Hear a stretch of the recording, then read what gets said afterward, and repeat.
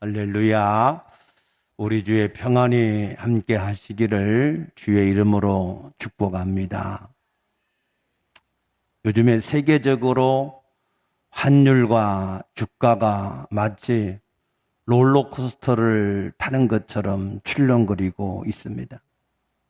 그 이유는 앞으로의 뚜렷한 방향성이 보이지 않기 때문에, 그래서 두려운 마음들 때문에 그러한 현상들이 나타납니다. 그래서 우리는 지금 사실 한치 앞을 알 수 없는 캄캄한 그러한 세상을, 우리가 한 번도 살아보지 않은 그러한 세상을 지금 살아가고 있는 것이 우리의 현실입니다. 그동안에 우리가 글로벌이라고 하는 말들을 많이 했고 많이 들었는데, 이번에 이 코로나19 사태로 인해서 정말 세계가 정말로 지구촌이 정말로 하나의 지구촌이다라고 하는 그러한 일들을 실감을 하고 있습니다. 예를 들어서 어느 나라가 코로나에 전염이 되지 않은 나라가 있다고 할지라도 다른 모든 나라가 전염이 되어져 있으면, 그러면 모든 수출입이 막히게 되어지고 교류가 끊어지게 돼서 그 나라도 똑같은 그러한 문제가 발생할 수밖에 없습니다. 다행히 우리나라가 이 코로나 이 전염병을 조금씩 이제 통제 가능한 그런 선으로 잡아가고 있지만, 아직까지도 유럽이나 미국이나 또 그 외의 나라들은 이게 아직까지 통제가 되지 않는 그런 선에 있기 때문에 전 세계의 모든 상황이 어떻게 이것이 바뀌어지게 될지 알 수가 없습니다. 이러한 세계적인 구조는 다니엘서 12장 4절에 사람들이 빨리 왕래함으로 이루어진 그러한 결과라고 볼 수 있습니다. 그런데 그 다니엘서 12장 4절의 예언은 마지막 때에 나타나는 현상이라고 말씀을 하셨습니다. 그래서 우리는 이러한 현상을 통해서 예수님이 우리 가운데 다시 오실 때에 그 오시는 증거를 이제 여러 가지 현상을 마태복음 24장에서 말씀을 하신 것처럼 이 다니엘서에 예언되어진 이 말씀이 오늘 우리에게 현실로 주어졌기 때문에, 그래서 이 시대가 우리가 마지막 시대를 지금 살아가는 또 다른 증거의 하나인 것을 믿으시기 바랍니다. 중세 때의 흑사병이 르네상스 발현을 일으키는 원동력이 되었던 것처럼, 지금 이 시대의 코로나19 이 전염병은 4차 산업을 급속도로 앞당기게 하는 그런 견인차의 역할을 할 것이다 라고 보고 있습니다. 중국과 이스라엘이 이미 생체 정보까지 활용을 해서 밀착 감시를 하고 있고, 또 우리나라도 전염병이라고 하는 이 확산을 막는다고 하는 이 명분 아래 모든 사람들의 개인정보가 낱낱이 드러나고 있습니다. 스마트폰을 통하거나 카드 사용 이력을 통해서 그 사람이 어디에서 무엇을 했는지 다 드러나는. 그래서 이번에 그 뉴스 가운데에 보면은 어떤 확진을 받은 사람 이력을 드러내니까 그 사람은 굉장히 건전한 사회생활을 하는 사람으로 알려졌지만 이상한 곳을 갔던 기록들이 드러나서 코로나 전염병의 문제가 아니라 그 사람 개인 이 사생활이 완전히 일그러지게 되는 그러한 일들도 나타나고 있습니다. 그래서 이러한 어떤 통제하는 일에 대해서 저항을 하게 되면 벌금을 먹이고 또 그것도 안 통하면 강제력을 동원을 하겠다라고 공언을 하고 있습니다. 국가나 어떤 권력자들이 그 백성을 통제하는 맛을 한 번 보게 되면 다시 옛날로 돌아가지를 않는다라고 하는 것입니다. 특히 어둠의 세력이 빛의 세력인 그리스도인들을 자신들의 입맛대로 통제를 할 수 있다. 이러한 이 유혹은 정말로 그들에게는 달콤한 그러한 유혹이 아닐 수가 없습니다. 중세의 흑사병이 신중심의 문화를 인본주의의 중심의 문화로 완전하게 바꾸는 누레상스의 원동력이 되었던 것처럼 이 코로나19 사태는 요한계시록 13장 16절에 하신 말씀, 모든 사람의 이마나 오른손에게 표를 받게 하는, 그래서 모든 사람들로 하여금 그 표가 없으면 매매를 하지 못하게 하는, 모든 경제 생활을 하지 못하게 하는 이 일이 이루어지는 그러한 준비 작업에 속하는 일이라는 사실입니다.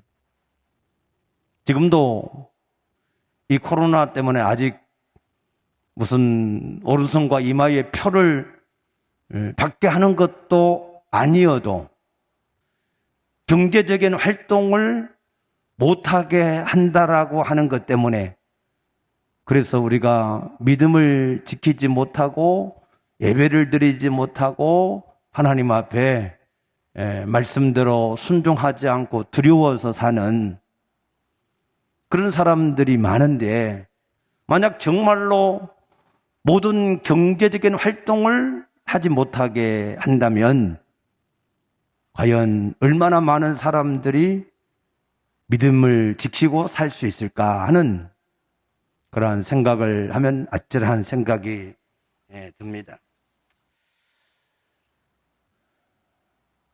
지금도 교회에 가서 예배를 하면 직장에서 만류를 한다고 하지요. 내가 감염이 되면 너도 잘리게 되고 너 때문에 회사도 문 닫게 된다. 그러니 예배를 참여하지 말라라고 하는 그런 강권한 말들을 듣는다고 합니다. 개인은 괜찮지만 그러나 나 때문에 회사가 어려워진다, 그렇게 생각할 때 상당히 갈등이 많이 생기게 될 것입니다. 그러나 이러한 모든 일들은 그냥 나타난 현실에 의해서 그냥 이루어지는 그런 보편적인 그런 일이 결코 아니다라고 하는 사실입니다. 결국 이러한 모든 일들은 그 정점이 어디에 있을까? 그 정점은 적그리스도가 모든 사회를 통제하고 다스릴 수 있는 그러한 사회 구조를 만들어가는 그런 과정 가운데 있는 것입니다.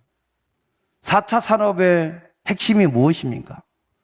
모든 정보통신의 기술을 통합하고 융합을 하는 일입니다. 모든 정보를 통합하고 융합을 해서 그러한 모든 시스템에 적용을 하는 것입니다. 그래서 이러한 것은 결국 적그리스도가 다스리는 그러한 세상을 준비해 가는 그러한 과정입니다. 지금 당장은 우리가 전혀 그러한 것을 느끼지 못할 수도 있습니다.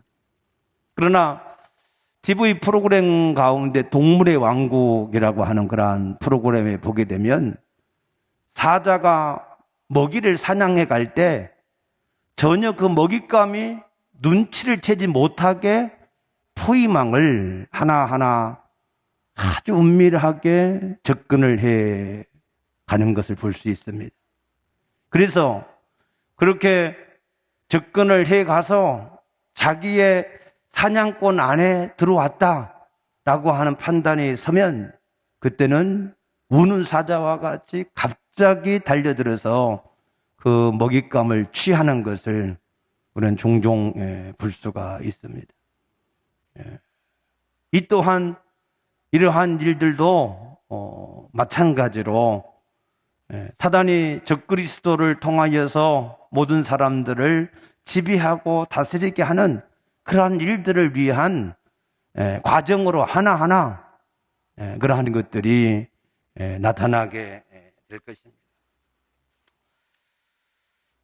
베드로전서 5장 8절에 근신하라, 깨어라, 너희 대적 마귀가 우는 사자와 같이 삼킬 자를 찾는다 그랬습니다.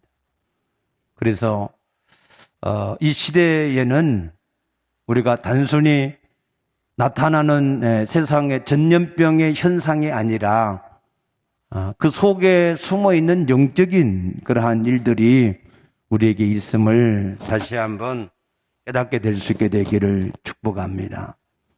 에베소서 6장 12절에 보게 되면은 이 어둠의 세력들은 세상의 모든 통치자들과 권세자들과 어둠의 세상 주관자들을 통하여서 우리를 대적을 한다 그랬고, 욥기서 2장에 보게 되면은 이 사단은 물질을 통해서 우리 모든 가정을 통해서 또 우리의 건강을 통해서 우리를 대적하는 그러한 일들을 하고 있음을 분명히 우리가 볼 수가 있습니다. 그래서 우리가 이러한 영적인 싸움에서, 이 전쟁에서 우리가 이기고 승리를 하기 위해서는 우리가 어떠한 삶을 살아야 되느냐 하는 것입니다. 오늘 본문의 말씀을 통해서 우리가 거기에 대한 해답을 얻을 수 있게 되기를 축복합니다. 오늘 본문은 아사 왕의 스토리입니다. 이 아사 왕은 남유다, 그러니까 이스라엘이 통일 왕국이 있었습니다. 사울 왕과 다윗 왕과 솔로몬 왕 때까지는 통일 왕국이었습니다. 그러나 솔로몬의 불순종 때문에 남왕국과 북왕국으로 나누어졌습니다. 그래서 남왕국은 솔로몬의 아들 르호보암이 남왕국의 초대 왕이 되었고, 북왕국은 솔로몬의 신하인 느밧의 아들 여로보암이 북왕국의 초대 왕이 되었습니다.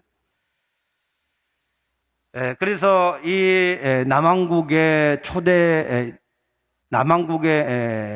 두 번째 2대 왕이었던 아비야, 아사 왕의 아버지죠. 이 아비야가 왕이 되어서 3년 동안 예루살렘에서 다스렸는데, 이 아비야의 치적을 기록하는 내용이 딱 한 가지밖에 없습니다. 그 내용이 무엇이냐면, 북이스라엘 여로보암과의 전쟁을 한 내용, 내용 하나만 딱 아비야의 치적으로 성경에 기록이 되어 있습니다. 이 전쟁의 이 모든 전략적인 그 군비의 이 비교를 해보면 북이스라엘은 여로보암은 80만의 대군을 가지고 있었고 아비야는 그 절반인 40만의 군대밖에 없었습니다. 그러나 역대하 13장 18절에 보게 되면은 이 아비야하고 남유다의 모든 사람들이 그 하나님을 의지한 거로 하나님께서 이 전쟁을 대승을 거두게 하는 북이스라엘의 군사가 50만이나 죽음을 당하게 되는, 그리고 여로보암도 결국에는 죽게 되는 그러한 전쟁의 결과가 있었다 그랬습니다. 이 남북의 전쟁은 단순한 그러한 왕권의 쟁탈전이 아닙니다. 이 전쟁은 다윗 언약의 계승을 받고 오직 여호와만 의지하는 그 남유다와 또 하나님을 떠나서 인본주의로 살아가는 그 사람들과의 전쟁입니다. 또 이 전쟁은 여호와의 신앙과 우상 신앙의 전쟁이고, 또 정통적으로 왕위를 계승받은 이 정권하고 비정통인 그러한 이 정권과의 대결인 것입니다. 그래서 이것은 참신앙과 거짓신앙의 영적인 대결이 바로 이 아비야하고 이 여호사밧의 전쟁에 대결했던 것입니다.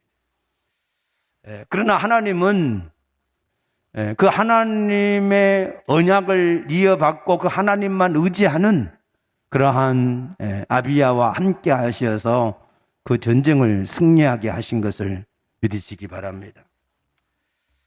그리고 그 아비야의 뒤를 이어서 제3대 왕으로 등극을 한 사람이 바로 아사라고 하는 왕입니다. 이 아사는 BC 911년에 등극을 해서 41년 동안 예루살렘에서 치리를 했던 왕입니다. 이 아사 왕은 하나님 보시기에 선하게 행하여서, 그래서 성과 정의를 행하면서 모든 이방 제단과 산당을 없애고 주상을 깨뜨리고 아세라상을 찍어버리는, 한마디로 말해서 모든 우상을 다 제거하는 그러한 종교 계획을 실시했습니다.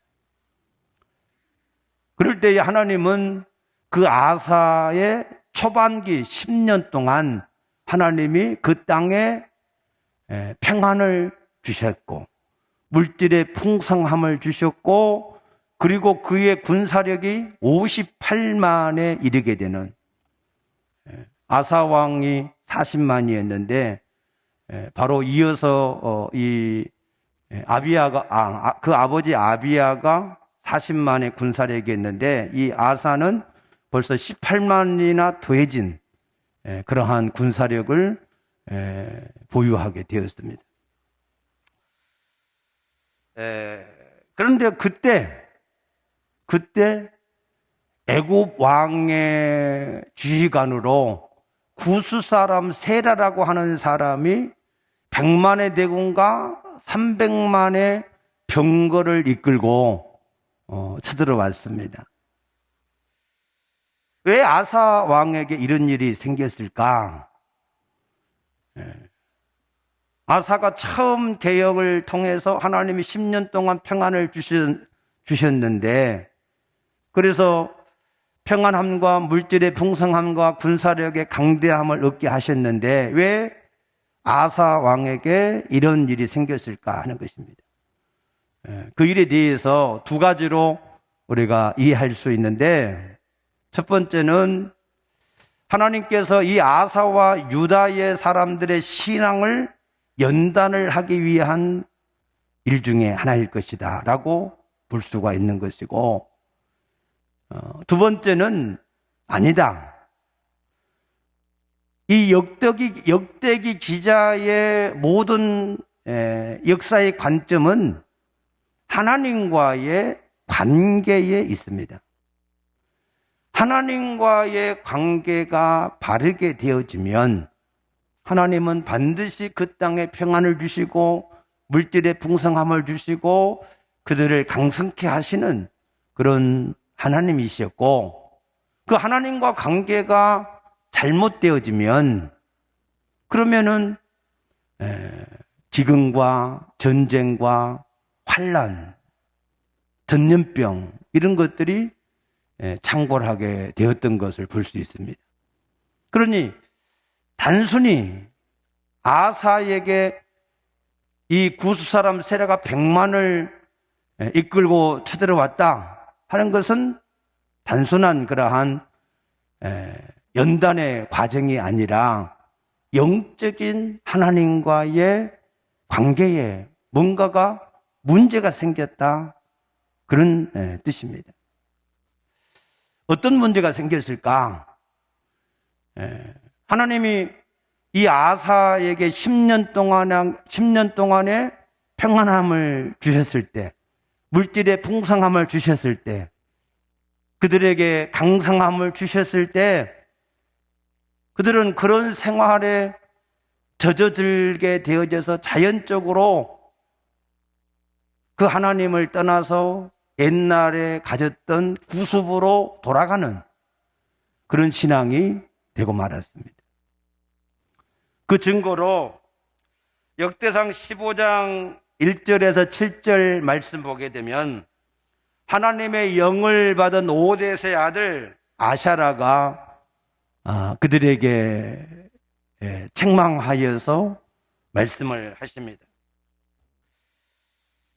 너희가 만일 그를 찾으면 그가 너희를 만나게 되시겠지만 너희가 만일 그를 버리면 그도 너희를 버리시리라 그랬습니다.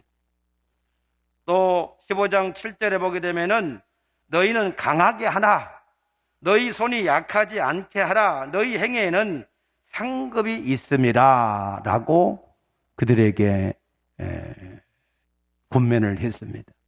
그 말을 들은 아사 왕이 제2의 종교 개혁을, 신앙의 개혁을 15년 만에 단행을 했습니다. 그러니까 10년 동안은 평안했고 그 15년 전까지는 전쟁과 환난과 고난의 일들이 있었다는 얘기죠. 그래서 아사왕 15년에 종교개혁을 단행할 때 너희는 마음을 다하고 목숨을 다하여 조상들의 하나님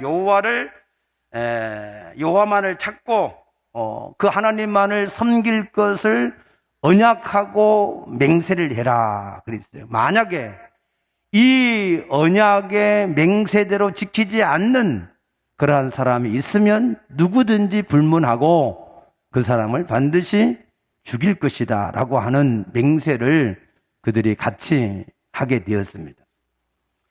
그런데 이 아사왕의 어머니인 친어머니인 마가가라고 하는 이 태후가 이 아세라상을 만들고 은밀하게 섬기는 일이 발각이 되었습니다.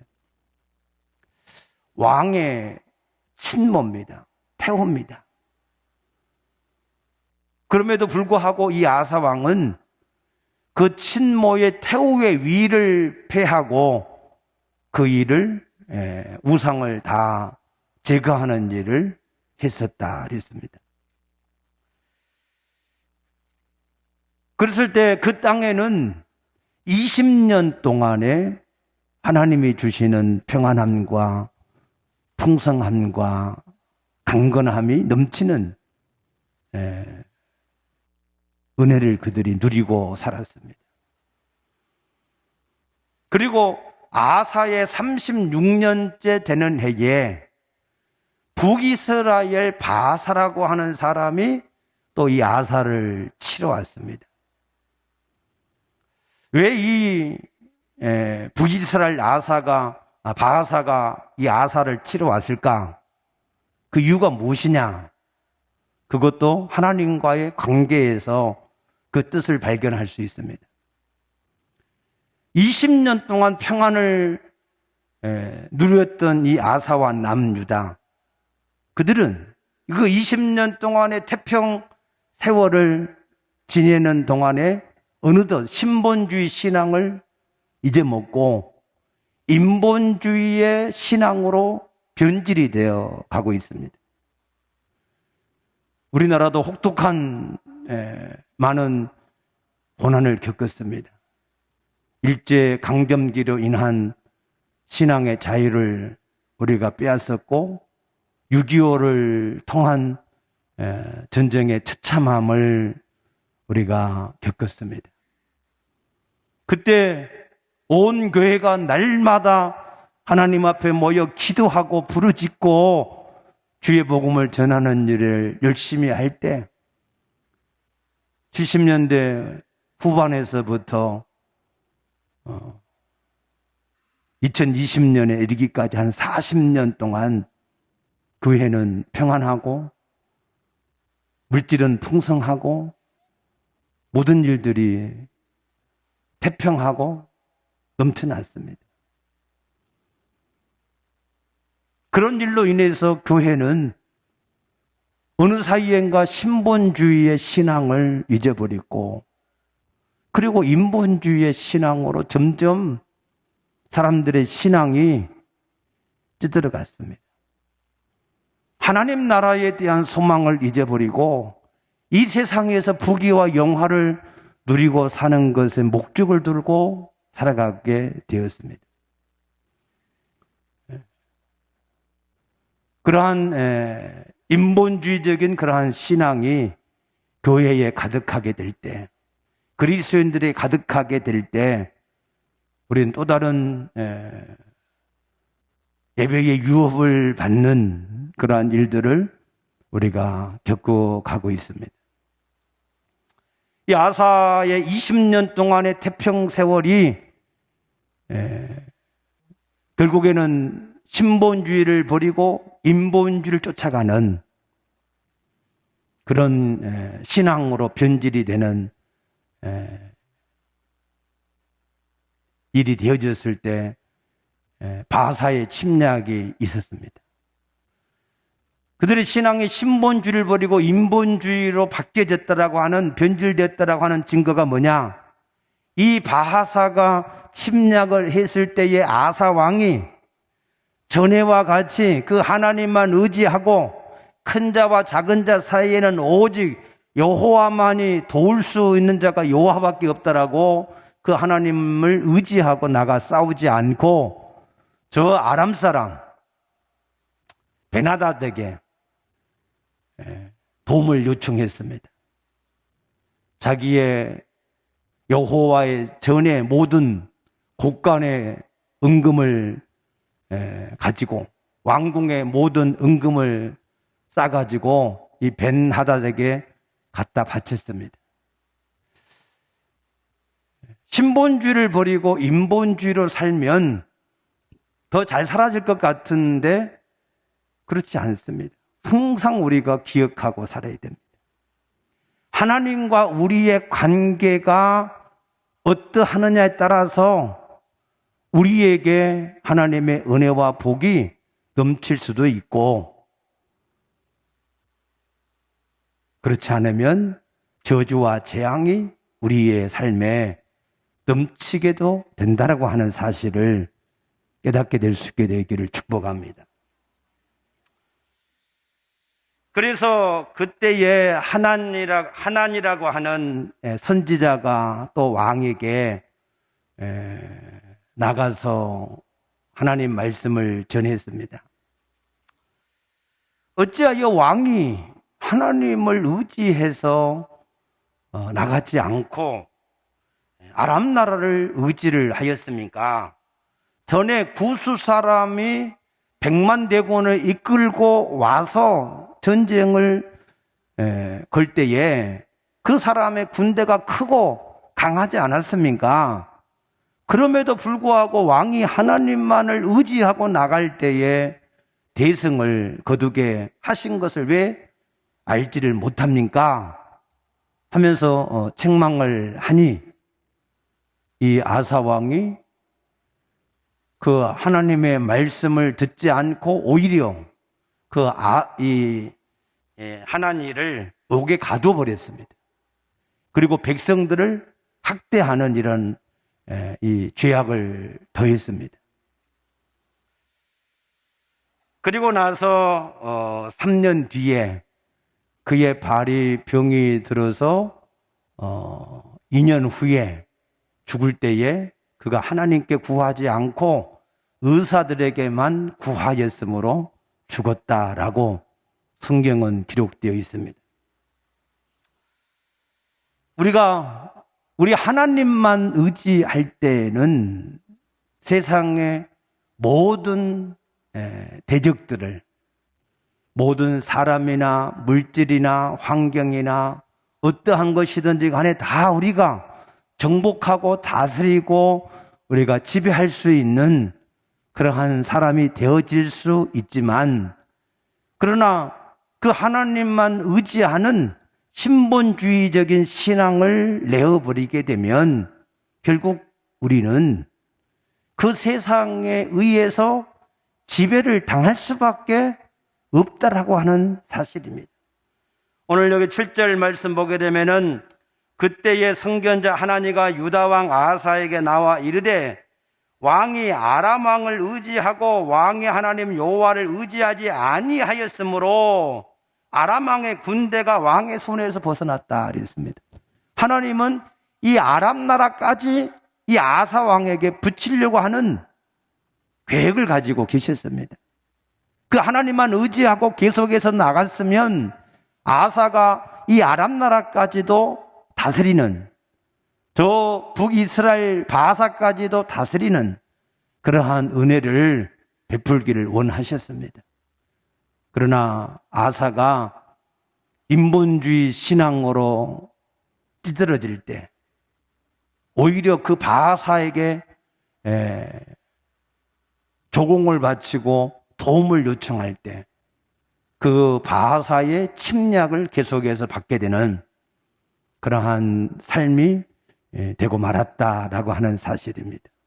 그래서 우리는 이 아사 왕의 이 삶을 통하여서 우리가 이 시대의 해답, 우리가 이 시대에 어떻게 살아가야 될 것인가, 정말로 하나님이 살아계신가, 그 하나님이 정말로 역사를 주관하시는 하나님인가, 그 하나님은 정말로 우리를 살리기도 하시고 죽이기도 하시는 우리 생사화복의 모든 주권을 가지고 계신가 하는 사실을 다시 한번 점검을 해야 될 것입니다. 그리고 역사는 항상 그 하나님과의 관계가 어떠하냐에 따라서 나라든지 개인이든지 그 모든 생사화복이 달려있다라고 하는 사실입니다. 노벨 문학상을 받은 구 소련의 반체제 인사였던 알렉산더 솔제니친이라고 하는 사람이 이런 유명한 말을 했습니다. 역사의 껍질을 계속해서 벗겨보면 그 알맹이는 영적인 것이다 그랬습니다. 겉으로 드러난 이러한 모든 세상의 일들은 그것이 사람에 의해서, 나라에 의해서, 환경에 의해서 나타나는 것 같지만, 그러나 그 속의 본질은 영적인 데여서 비롯된다는 그의 탁견입니다. 그렇겠지요. 저는 분명히 코로나19 이 사태도 그냥 세상에 나타난 하나의 전염병으로 지나가는 일이 아니라고 확신을 합니다. 옛날에 흑사병이 그들에게 잘못된 신본주의의 신앙에서 종교 개혁을 일으키는 그러한 과정이 되었고, 신본주의 신앙이 인본주의로 바뀌어지는 그러한 과정이 되어졌던 것처럼 전 세계적으로 나타나는 이 코로나 사태도 결코 그냥 전염병으로 끝나지 않는 하나님의 이루어가시는 역사 속에 새로운 하나님의 시간표 속에서 이 일이 이루어지고 있음을 믿습니다. 그 하나님의 시간표는 그리스도의 재림이고, 그 이전에 적그리스도의 출현이고, 그 이전에 3차 대전과 같은 엄청난 전쟁이고, 그 이전에 많은 기근과 환난과 이 질병의 역사들, 이러한 일들이 나타나는 과정 가운데 있다는 사실입니다.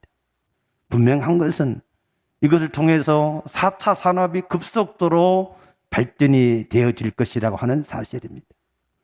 그 일은 곧 이 모든 세계가 하나의 이 통제 아래 놓이게 되어지는 그런 결과가 주어질 것이고, 그러한 일들이 적그리스도를 위한 그러한 일들로 반드시 나타나게 될 것이라고 하는 사실입니다.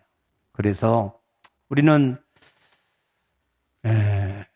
그러한 일들을 우리가 이 땅에 있을 때 다 보고 살지, 아니면 우리 다음 세대에 그러한 일들이 나타나게 될지는 아무도 알 수 없지만, 그러나 우리가 이러한 시대에 단순히 우리 육신이 먹고 사는 것이 괜찮다, 우리의 신체가 구속이 안 돼서 평안하다, 우리가 육신의 무슨 야망을 이루는 데에 부족함이 없다라고 하는 그런 것 때문에 나태하고 게을러져서 하나님 앞에서 신본주의의 신앙을 잊어버리고 인본주의로 빠지게 되어지면, 하나님을 의지하는 것을 잊어버리고 세상의 세속주의로 나가게 되면 결코 이 환난에서 우리가 승리할 수 없다라고 하는 사실입니다.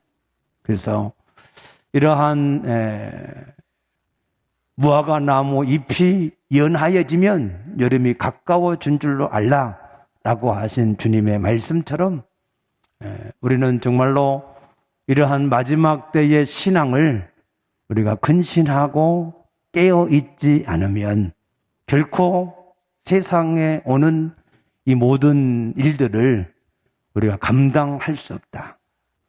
단순히 육체의 생명을 잃는 것이 아니라 우리의 믿음을 잃게 되어지고, 그 믿음을 잃음으로 우리의 영원한 생명도 잃을 수 있다라고 하는 그러한 경각심을 가지고 우리가 이 시대를 살아가야 될 줄로 믿습니다. 그러나 우리가 결코 두려워할 필요는 없습니다. 우리가 오직 우리 하나님 여호와만을 의지하고 그 말씀대로 순종을 해 나가면 우리는 반드시 세상을 이기는 자가 될 수 있음을 믿으시기 바랍니다. 그래서 그 믿음의 확신을 여러분들이 가지시고 세상이 어떻게 돌아가고 있는가 하는 사실을 깨달아져서 믿음으로 세상을 이기는 그러한 신앙이 되어지기를 주의 이름으로 축복합니다. 기도하십시다.